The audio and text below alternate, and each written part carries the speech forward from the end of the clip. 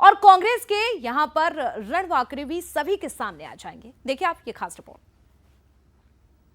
छत्तीसगढ़ में लोकसभा चुनाव के लिए कांग्रेस उम्मीदवारों के चेहरे अभी तक सामने नहीं आए हैं। 7 मार्च को इस ट्विस्ट पर विराम लग सकता है। कांग्रेस की प्रदेश चुनाव समिति और दिल्ली में स्क्रीनिंग कमेटी की बैठक हो चुकी है। अब केंद्रीय चुनाव समिति की बैठक में आखिरी मोहर लगेगी और नामों पर से पर्दा उठ जाएगा। कई बड़े दिग्गज भी खम ठोकते नजर आ सकते हैं। कांग्रेस को कई सीटों पर जीत की गंध महसूस हो रही है। बीजेपी कांग्रेस के जीत के दावे और दिग्गजों को मैदान में उतारने पर तंज कस रही है। उप मुख्यमंत्री विजय शर्मा का कहना है कि कांग्रेस से कोई चुनाव लड़ना नहीं चाहता, तो प्रदेश बीजेपी सह प्रभारी नितिन नवीन का कहना है कि कांग्रेस के लोग ही उसको डुबो रहे हैं। इस बार लोकसभा के चुनाव का स्पष्ट मत है, जनता का मत स्पष्ट है, सबका मत स्पष्ट है।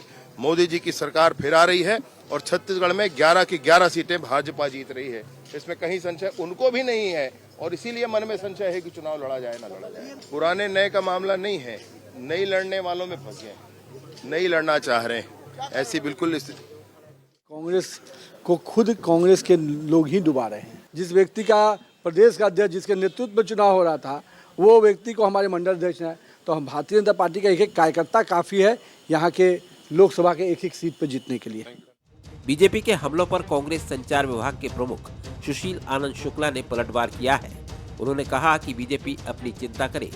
उनके 7 सांसदों के टिकट कटे हैं जो बगावत करने के मूड में हैं। सुशील आनंद शुक्ला ने विजय शर्मा को एक्सीडेंटल विधायक तक बता दिया, तो कांग्रेस के राष्ट्रीय सचिव और पूर्व विधायक विकास उपाध्याय ने कहा कि कांग्रेस पूरी ताकत से चुनाव लड़ेगी।